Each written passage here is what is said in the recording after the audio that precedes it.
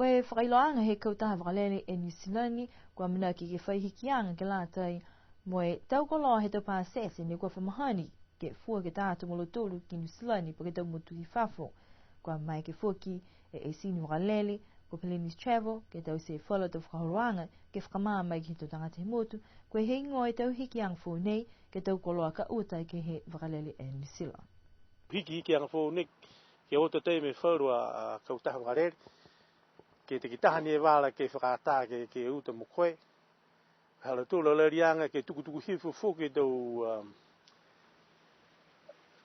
mamawhai tu tangata wha uwhenonga. Si mai he mna ia, kua lau ia fuki e Pacific, mai mutu nei fuki te tūruki niwe, ke lari ke uta ni tangata whakatahani a koe ke hara ke uta mo koe uwhu tahe wala ke hoko ke uwhu muturi kilo.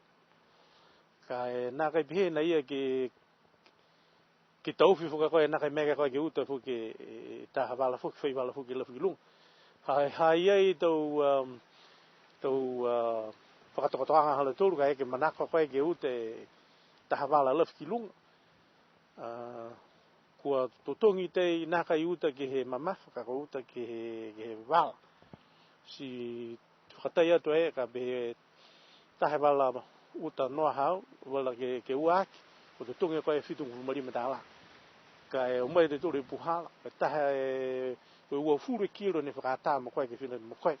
Si ka eke mawarea mua ka ha e ua furu kilo, o te tungi koe me hongu furu tāla he kilo. Ka e monei, nā kai di te tungi hongu furu tāla he kilo, ka ko uta te ke he wala koro hau. Si ka eke whakatatai e te tūru, tahe wala i hau mawarea, hongu furu kilo, te tongi kai tahe seau tāla, ka ua fure kilo, ua seau tāla. Ka he mga honei, ka tahe wala ka whinatu mo koe, e wala more hau ki whakatai ke ue wala, ko te tongi koe ke wala ke ua ke whitungu whumari me tāla. Si ka eke ke whai wala koe ke lelefi haki lunga fuki, ke tōru e wala, hake mātua te mga ia ke ua seau li mga fure tāla, ke wala ia. Si nā kai ke lai fuki ka eke kona ono te tūru me whaka manata tūru ke puhara ke mai whakamua ke he ua seau tāla i te tonga ka ua furu kilo ka moarea ke ka e ringa māmahifu te mne ka pehe tahe wala i hau ke lafi ki dung koe whitu lima ne tāla si amnaki lai matūru ke ka mate whakahoranga nei he aho ufuru maon rai tapu hau. Koe whalu fuke te koloi hieki ni tala hau e ia kua whamahani ki uta he te tangata. Ni tala hei Pelenis Travel kua mai ke angaia ni ke uta wai nā kei whaitotongi.